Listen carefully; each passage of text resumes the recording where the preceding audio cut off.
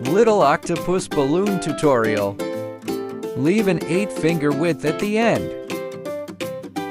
Create a 2-finger apple twist.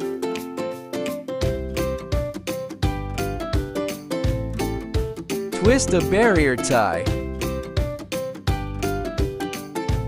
A 2-finger single bubble. Work the air down and twist a 4-finger ring bubble. Pry open the balloon opening and tuck the apple twist inside. Twist to 3-finger wide single bubbles. Twist them together to form a securely locked double bubble knot. Repeat the same process a total of 4 times.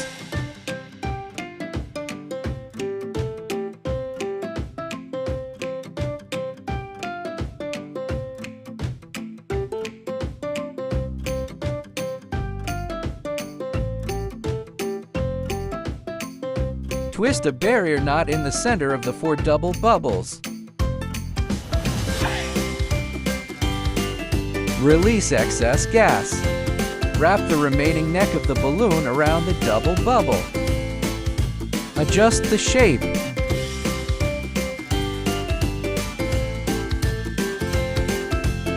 Add the face and you're done.